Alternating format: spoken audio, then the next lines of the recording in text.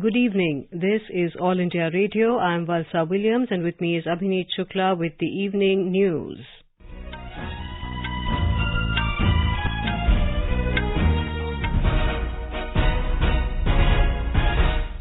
The headlines.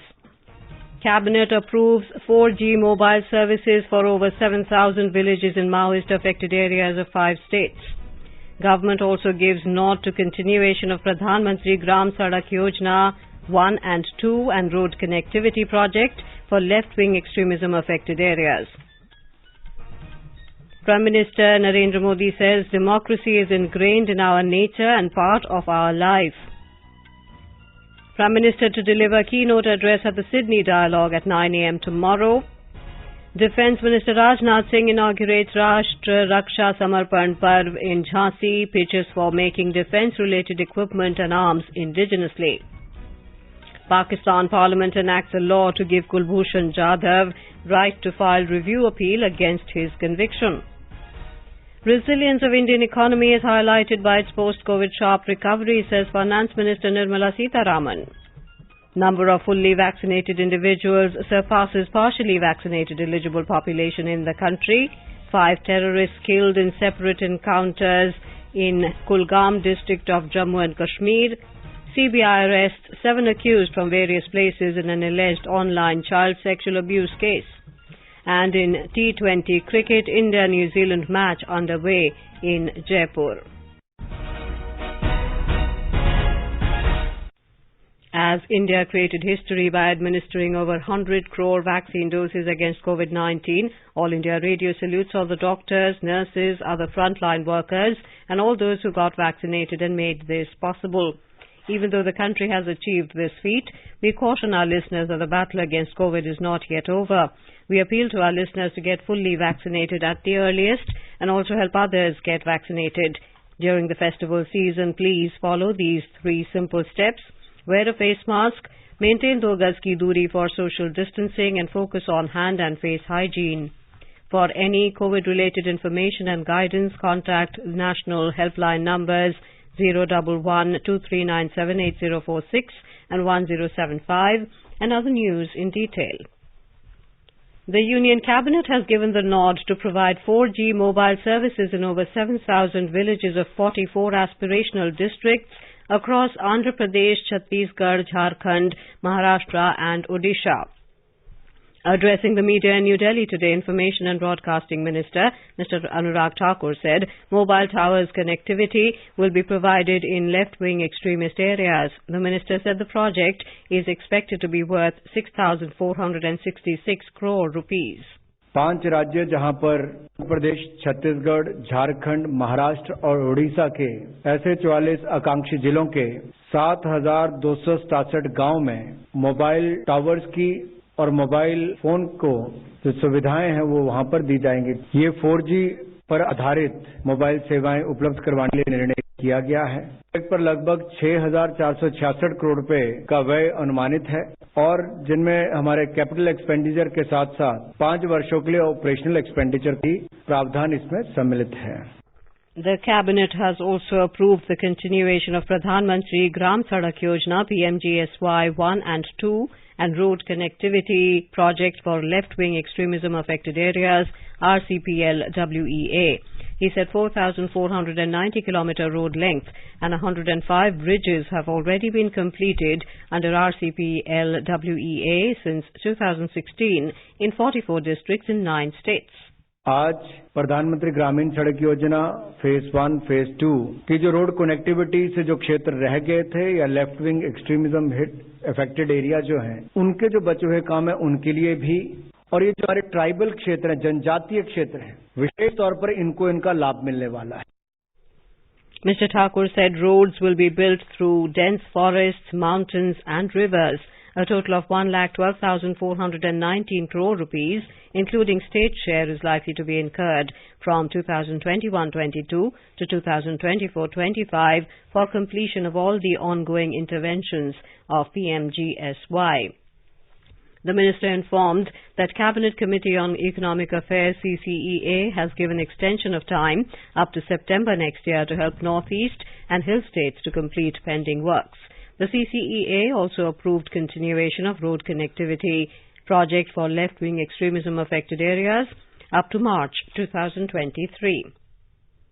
Prime Minister Narendra Modi has said that democracy is not just a system for our country, it is ingrained in our nature and part of life in India. He was addressing the inaugural session of the 82nd All India Presiding Officers Conference in Shimla via video conferencing today. Bharat के लिए लोकतंत्र सिर्फ एक व्यवस्था नहीं है। लोकतंत्र भारत का स्वभाव है, भारत की सहज प्रवृत्ति है। आपकी ये यात्रा इसलिए भी और विशेष हो गई है क्योंकि इस समय भारत अपनी आजादी के 75 साल का पर्व मना रहा है, अमृत महोत्सव मना रहा है। ये संयोग इस कार्यक्रम की विशिष्टता को तो बढ़ाता ही है, साथ ही हमारी जिम्मेदारियों को भी कई गुना कर देता है। The Prime Minister stressed that we have to take the country to newer heights and achieve extraordinary goals in the years to come, and these resolutions will be fulfilled only by Sabka Prayas. Referring to the corona pandemic, the Prime Minister said the solidarity with which all the states have fought against the pandemic is commendable. Mr. Modi called for policies and laws of the government to strengthen the Indian emotion of Ek Bharat, Shresth Bharat. He also gave an idea of One Nation, One Legislative Platform, a portal that gives the necessary technological boost to our parliamentary system and also works to connect all democratic units of the country. Speaking on the occasion, Lok Sabha Speaker Om Birla talked about the need to make the legislative bodies more powerful and efficient. He said there is a need to make the parliamentary committees more effective to strengthen democracy. Prime Minister Narendra Modi will deliver the keynote address at the Sydney Dialogue tomorrow around 9 a.m. He will speak on the theme of India's technology evolution and revolution, with the address being preceded by introductory remarks by the Australian Prime Minister. The Sydney Dialogue is being held from the 17th to the 19th of November. It is an initiative of the Australian Strategic Policy Institute. Defence Minister Rajnath Singh has said the government is committed to strengthen the armed forces to face any challenge in times to come. Inaugurating the 3-day Rashtra Raksha Samarpan Parv this afternoon in Jhansi, Uttar Pradesh, Mr. Singh said, in view of emerging challenges, our armed forces have to be equipped with modern technology and arms. He pitched for making defence-related equipment and arms indigenously. The minister said the government is focusing on Made in India arms for the armed forces and is working in this direction. Mr. Singh said women participation in the armed forces has increased substantially since Prime Minister Narendra Modi's government came to power. आजादी के बाद महिलाओं को राष्ट्र रक्षा के काम में बहुत सक्रिय भागीदारी निभाने का मौका नहीं मिला, मगर अब हालात बहुत तेजी से बदल रहे हैं और मैं आपको बताना चाहता हूं, जब से प्रधानमंत्री से नरेंद्र मोदी जी ने शासन बागडोर संभाली है, महिलाओं की हर हमारे फोर्स में भागीदारी बढ़ रही है, चाहे आर्मी हो, चाहे एयरफोर्स हो, चाहे वो नेवी हो। और जब मैं देश का गृह मंत्री था तो मैंने एक एडवाइजरी भी सभी राज्यों को जारी की थी कि सभी राज्यों को यह प्रयत्न करना चाहिए कि पुलिस के अंदर भी कम से कम 33% महिलाओं का प्रतिनिधित्व होना चाहिए। Mr. Singh said Rani Lakshmibai represents the power of women and is inspiration for the generations to come. Mr. Singh inaugurated the Armed Forces Equipment Display and Indian Air Force Air Show at Hathi Ground. Our correspondent reports that the Parv will conclude on the 19th of November with the Prime Minister's address. The Prime Minister will dedicate several new initiatives of the Defence Ministry to the nation in a grand ceremony. Pakistan's parliament in its joint sitting today enacted a law to give Indian death row prisoner Kulbhushan Jadhav the right to file a review appeal against his conviction by a military court. India had approached the International Court of Justice ICJ against Pakistan for denial of consular access to Jadhav and challenging the death sentence. After hearing both sides, the Hague-based ICJ issued a verdict in July 2019 asking Pakistan to give India consular access to Jadhav and also ensure a review of his conviction. The ICJ ruling had directed the Pakistan Assembly to give it an effective review and reconsideration. Kulbhushan Jadhav, a 50-year-old retired Indian Navy officer, was sentenced to death by a Pakistani military court on charges of espionage and terrorism in April 2017. Finance Minister Nirmala Sitharaman today said that resilience of the Indian economy is highlighted by the fact that it has recovered sharply after the COVID-19 pandemic. She stressed that despite the pandemic, India is still one of the fastest growing economies in the world. Ms. Sitharaman was addressing the inaugural ceremony of CII Global Economic Policy Summit 2021 today. In India, we've started looking at it from the middle of 2020. It is fairly extensive coverage which the vaccine campaign achieved, that this time, because people have come out in a big way during the festival season, this demand which has come in will be sustainable. That life can be restored is what is the story which we have seen during the festival season. People have started coming even to the stock markets. Retail investors have moved to the stock markets in a big way. Gradually, it has started moving out. The finance minister said auto sales in the country would have been good had it not been for the shortage of semiconductors and shipping containers. If only the chip shortage was not there, and if only the shipping liners and container shortage was not there, you would still have even the passenger cars, two-wheelers, all being sold in a big number. Mobile phones, demand exists, people want them. But for something which is completely extraneous, nothing to do with Government of India, you saw that those were the areas in which manufacturers could not capitalize on this so-called revenge shopping. So the demand side of it is now able to completely manifest itself. Ms. Sitharaman said the country's banking sector has also recovered remarkably after the pandemic, adding new age industries including startups. The finance minister also made clear that India is committed to its set goals in the COP26 summit. You are listening to the evening news on All India Radio. A reminder of the headlines before we move on. Cabinet approves 4G mobile services for over 7,000 villages in Maoist-affected areas of 5 states. Government also gives note to continuation of Pradhan Mantri Gram Sadak Yojana 1 and 2 and road connectivity project for left-wing extremism-affected areas. Prime Minister Narendra Modi says democracy is ingrained in our nature and part of our life. Prime Minister to deliver keynote address at the Sydney Dialogue at 9 a.m. tomorrow. Defence Minister Rajnath Singh inaugurates Rashtra Raksha Samarpan Parv in Jhansi, pitches for making defence-related equipments and arms indigenously. Pakistan Parliament enacts a law to give Kulbhushan Jadhav right to file review appeal against his conviction.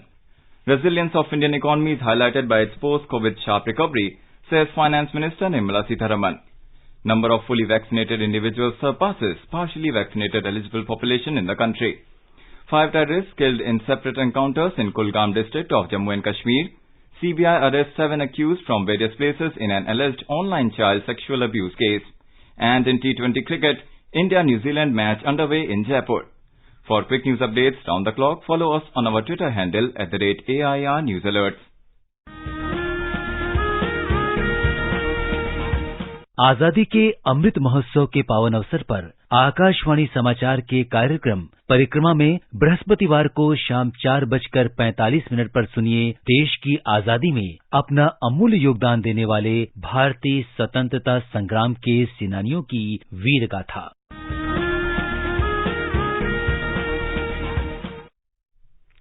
Welcome back to the evening news. President Ram Nath Kovind has said that rural development is the basis of national development in a village-dominated economy. He appreciated the government of Haryana for conceiving and implementing the Adarsh Gram Yojana. The president today visited Sui village in Bhiwani district of Haryana and inaugurated various development projects.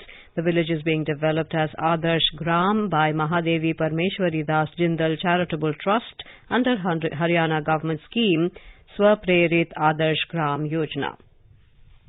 The number of fully vaccinated individuals in the country at over 38 crore 11 lakh has surpassed the number of partially vaccinated people at over 37 crore 45 lakh. Health Minister Mansukh Mandavia said this feat has been made possible due to Prime Minister Narendra Modi's vision of Jan Bhagidari and whole-of-government approach, people's faith and confidence in the government, and the ongoing Har Ghar Dastak campaign, which has seen tremendous response from various parts of the country. Mr. Mandavia congratulated the collective spirit of the country on this achievement. He appeals to all eligible citizens to get vaccinated. India's COVID vaccination coverage has crossed 114 crore 37 lakh mark today. Out of the total vaccination, more than 75 crore 75 lakh vaccine doses have been given as first dose, while over 38 crore 62 lakh doses have been administered as second dose. Health Ministry said that more than 65 lakh vaccine doses were administered till 7 p.m. today. As part of the nationwide vaccination drive, the centre has been supporting the states and union territories by providing them COVID vaccines free of cost. In Jammu and Kashmir, night curfew will be imposed in Jammu city, the winter capital of the Union Territory, from today, as COVID-19 positivity rate is on the rise in the region. Our correspondent reports that the night curfew will be in place from 10 p.m. to 6 a.m. In view of air pollution, schools, colleges and libraries will remain shut in Delhi till further order.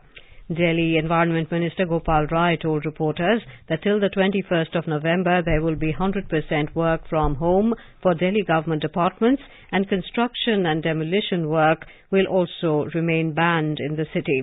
Vehicles except those for essential services from outside have also been banned from entering the city.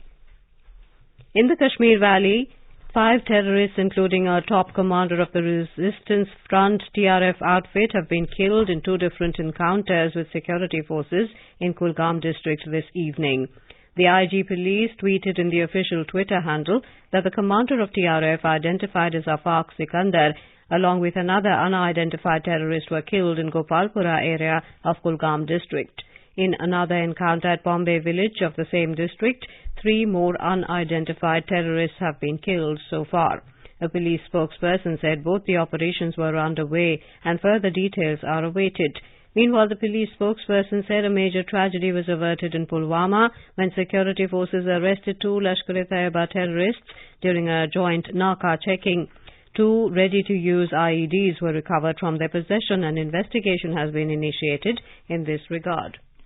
The Central Bureau of Investigation (CBI) has arrested 7 accused from various places including Delhi, Dhenkanal in Odisha, Noida and Jhansi in Uttar Pradesh and Tirupati in Andhra Pradesh in an ongoing investigation of a case related to alleged online child sexual abuse and exploitation. The arrested accused were produced before the competent courts today. During investigation, it was revealed that the accused were allegedly sharing the links of child sexual exploitation material CSEM videos on certain websites, and also some individuals were involved in trading of CSEM material. CBI had registered 23 separate cases on November 14th against 83 accused on the allegations related to online child sexual abuse and exploitation. Searches were conducted yesterday at around 77 locations across 14 states in the country at the premises of accused. Investigation is continuing. And now let's listen to our special program Azadi Ka Safar, highlighting the importance of the day during the freedom struggle. आजादी का Amrit Mahotsav.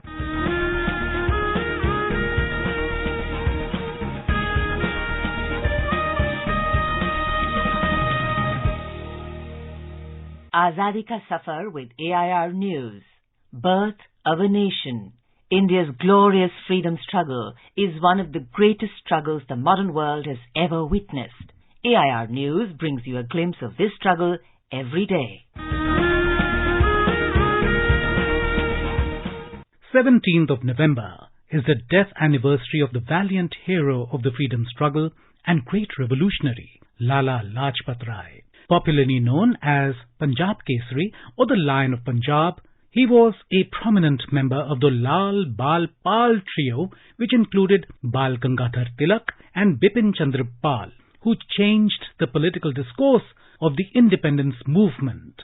Lala Lajpat Rai was born on January the 28th, 1865 in Dhudike, Punjab. In 1886, he moved to Hisar and started practicing law. He also took up journalism and contributed articles to several newspapers such as the Tribune. In 1914, he quit practicing law and focused on India's freedom struggle. Lala Lajpat Rai founded the Indian Home Rule League in New York and launched a monthly journal, Young India, as well as the Hindustan Information Services Association.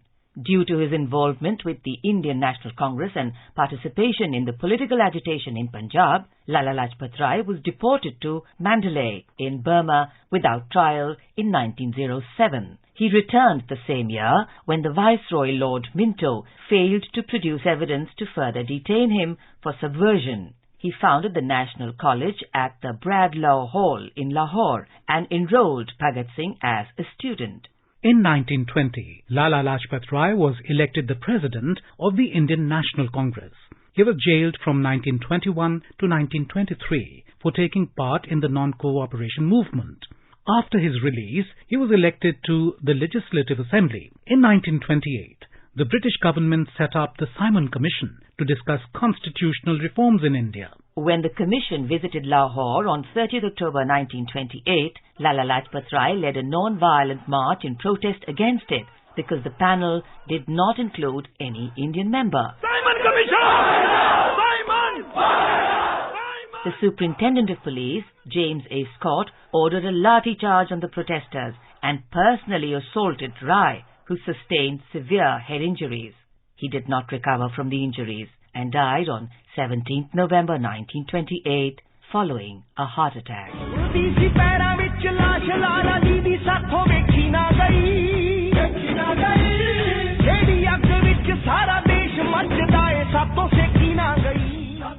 Also on the 17th of November 1932, the third and last Roundtable Conference began. It concluded on 24th December 1932. Gandhiji and the Indian National Congress did not attend the conference. Many other Indian leaders were also absent. Like the previous two conferences, little was achieved. The recommendations were published in a white paper in March 1933 and debated in Parliament afterwards. A joint select committee was formed to analyze the recommendations and formulate a new act for India. The committee produced a draft bill in February 1935, which was enforced as a Government of India Act in July 1935. That brings us to the end of this episode of Azadi Ka Safar with AIR News. See you in the next episode tomorrow.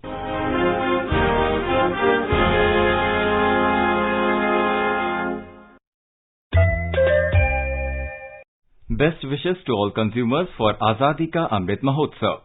Hallmark ensures purity of gold. Always purchase Hallmark Gold Jewelry.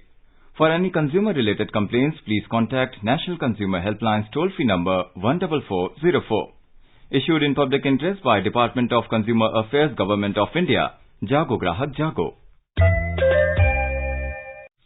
A delegation from Sri Kartarpur Langha Sangharsh Committee, Sri Amritsar, Punjab, met the chairman of National Commission for Minorities, Iqbal Singh Lalpura, today in New Delhi.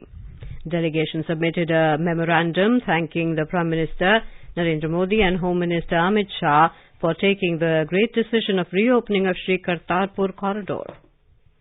The Border Security Force has clarified that it has not been given any new power except increasing its jurisdiction from 15 to 50 kilometers along the international border in West Bengal, Assam and Punjab. Addressing a press conference in Kolkata today, ADG BSF Eastern Command YB Khurania said the force neither has investigating power nor can it lodge any FIR. Mr. Khurania also stated that BSF maintains a cordial relation with local police and it will be continued in future. मैं सिर्फ ये कहना चाहूँगा कि media में कई जगह में इसके बारे में विभ्रांति सृष्टि हो रही है कि सीमा सुरक्षा बल को कुछ नए अधिकार दिए गए हैं। मैं बताना चाहूँगा जो ये 3 नोटिफिकेशन है ये सीआरपीसी के तहत, पासपोर्ट एक्ट के तहत और पासपोर्ट एंट्री एक्ट के तहत जारी की गई हैं। सीमा सुरक्षा बल के पास पहले भी FIR रजिस्टर करने की कोई क्षमता नहीं थी, इन्वेस्टिगेशन की कोई क्षमता नहीं थी और ये 3 नोटिफिकेशन जारी होने के बाद भी वह स्थिति वैसे ही रहती है। In a counter-terrorism meeting in Paris, India and France shared their assessment of the evolution of the terrorist threat on their respective territories and in their regional environment. They also emphasized the need to ensure that Afghan territory does not become a source of radicalization and terrorism. They also exchanged views on threats posed by UN-sanctioned terrorist entities and individuals. Today is International Students' Day. The day is celebrated every year to focus on education for all students. It aims to ensure that every student around the globe has access to education. The day was chosen due to the events that took place in Prague during World War II. In our bilingual live phone-in program Corona Jagrukta series, Dr. Geeta Kampani from Safdarjung Hospital will be with us tonight to answer the queries related to coronavirus. This live program can be heard on FM Gold channel and additional frequencies from 9:30 p.m. onwards. Listeners can ask questions to the expert on toll-free number 1800115767 and on telephone number 01123314444. You can also post your queries on our Twitter handle at AIR News Alerts by hashtag AskAIR. This program will also be available on our website newsonair.nic.in and on our YouTube channel News on AIR Official. Union Minister of Youth Affairs and Sports Anurag Thakur today conferred the first ever Sports Authority of India's institutional awards to 246 athletes and coaches in New Delhi. A total of 162 athletes and 84 coaches have been conferred awards in the Outstanding Award and Best Award category for their performance in national and international competitions with cash awards. On the occasion, Mr. Thakur expressed happiness that sport has become an integral part of the national education policy and therefore is a part of every student's life now. भारतीय खेल प्राधिकरण के उत्कृष्ट खिलाड़ी और coaches के लिए संस्थागत सम्मान समारोह आज रखा गया था और मुझे लगता है इसकी बहुत आवश्यकता इसलिए भी है कि जब भी कोई खिलाड़ी या कोच उपलब्धि हासिल करता है तो उसकी संस्था को उसका मनोबल बढ़ाना चाहिए, उसको सम्मानित करना चाहिए ताकि वो और प्रेरणा लेकर आगे और अच्छा कर सके। स्पोर्ट्स अथॉरिटी ऑफ इंडिया ने भी इसी तरह से अपने उत्कृष्ट खिलाड़ियों को और बेहतरीन कोचेस को सम्मानित करने का आज काम किया है और हम भविष्य में भी इसको जारी रखेंगे ताकि ज्यादा से ज्यादा खिलाड़ी और अच्छा कर सकें, भारत के लिए medal जीतें। In T20 cricket, New Zealand have set a victory target of 165 runs before India at Savai Mansingh Stadium in Jaipur. Martin Gupta's 70 runs knock and Mark Chapman's 63 guided visitors scored to 164 for 6 wickets. Earlier, the hosts won the toss and elected to field first. The international match is being played after a span of nearly 8 years at Savai Mansingh Stadium with a capacity of 30,000. The state government has permitted to conduct the match with 100% capacity with COVID protocol. LED screens has been put up at prominent places in the city for the people to enjoy the match. Now let us take a look at the weather forecast for tomorrow. National capital Delhi will have shallow fog. The temperature will vary between 10 and 27 degrees Celsius. Mumbai will have a partly cloudy sky with possibility of development of thunder and lightning. The minimum temperature will be 25 degrees while maximum expected to be around 35. Chennai is expected to witness generally cloudy sky with heavy rain. Temperature will vary between 23 and 27 degrees. Kolkata will have a mainly clear sky. The city will observe a minimum temperature of 20 degrees Celsius, maximum of around 28. Hyderabad will witness generally cloudy sky with light rain. Temperature will hover between 22 and 30 degrees. Thiruvananthapuram will have generally cloudy sky with 1 or 2 spells of rain or thunder showers. Minimum temperature will be 23, maximum around 31. Guwahati will have fog in the morning and mainly clear sky later. Minimum temperature will be around 16 degrees while the maximum will be around 28. Imphal will have fog in the morning and mainly clear sky later. The city will observe a minimum temperature of 15 degrees Celsius, maximum of around 26. Shillong will witness partly cloudy sky. Temperature will hover between 8 and 20 degrees. Aizawl will have fog in the morning, mainly clear sky later. Minimum temperature will be 13 degrees. Maximum will be around 25 degrees. Kohima will have mainly clear sky. Minimum and maximum temperature will be between 9 and 22 degrees. Itanagar will have mainly clear sky. Gangtok will have mainly clear sky too, becoming partly cloudy towards evening or night. And now before we end the bulletin, the headlines once again. Cabinet approves 4G mobile services for over 7,000 villages in Maoist-affected areas of 5 states. Government also gives nod to continuation of Pradhan Mantri Gram Sadak Yojana 1 and 2 and road connectivity project for left-wing extremism-affected areas. Prime Minister Narendra Modi says democracy is ingrained in our nature and part of our life. Prime Minister to deliver keynote address at the Sydney Dialogue at 9 a.m. tomorrow. Defence Minister Rajnath Singh inaugurates Rashtra Raksha Samarpan Parv in Jhansi, pitches for making defence-related equipment and arms indigenously. Pakistan Parliament enacts a law to give Kulbhushan Jadhav right to file review appeal against his conviction. Resilience of Indian economy highlighted by its post-COVID sharp recovery, says Finance Minister Nirmala Sitharaman. Number of fully vaccinated individuals surpasses partially vaccinated eligible population in the country. 5 terrorists killed in separate encounters in Kulgam district of Jammu and Kashmir. CBI arrests 7 accused from various places in an alleged online child sexual abuse case. And in T20 cricket, India-New Zealand match underway in Jaipur. With that, we end the evening news. Good night.